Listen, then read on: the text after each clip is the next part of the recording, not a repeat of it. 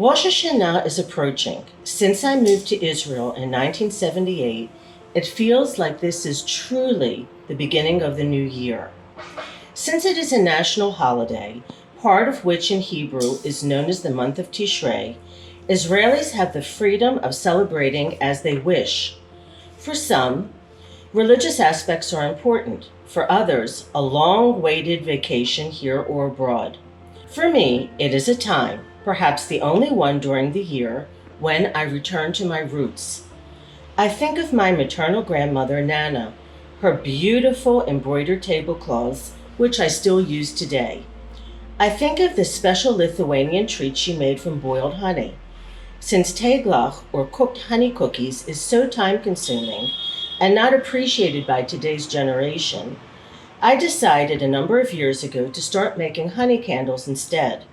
Some I keep for us, and some I give as gifts. Please join me as I show you this craft, and as we say in Israel, Shana Tova, Happy New Year, wherever you are in the world. You can make candles in any color. Since my husband sells beeswax, I obviously have easy access to it. You can order it abroad online. If you can't get it or it's too expensive, paraffin is just fine. It doesn't have the same purity or smell, but the most important thing is the kavanah you put into it. Beeswax comes in white, off-white, or yellowish colors. Last year, I experimented and added a tiny bit of pigment, which made the candles light green.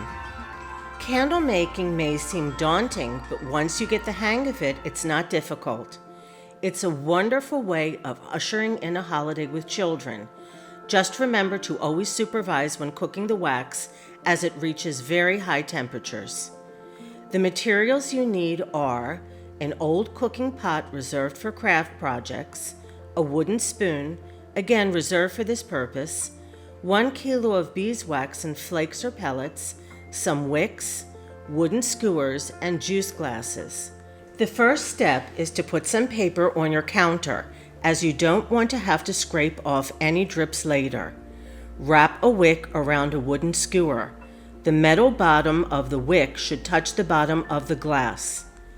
Place the beeswax in the pot on a low to medium heat.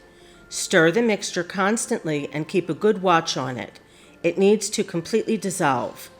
Do keep your windows closed because the wonderful scent will attract bees. When the wax is dissolved and looks like liquid honey, pour it carefully in the glasses. Leave enough space at the top for the wick. Make sure the wick is centered. I find that pouring the wax from a smaller pot, coffee finjan, or ladle prevents spills. If there are any drips on the glass, clean with a paper towel. Let the candles dry completely for about 24 hours and then cut the wicks to size. And now, a quick message from our advisor, Jessie. Let's once again look at the process, this time using white wax. Whether you make or buy, candles change the energy of the room. They provide beauty, comfort, and soft light. It reminds us that light is always here and always will be.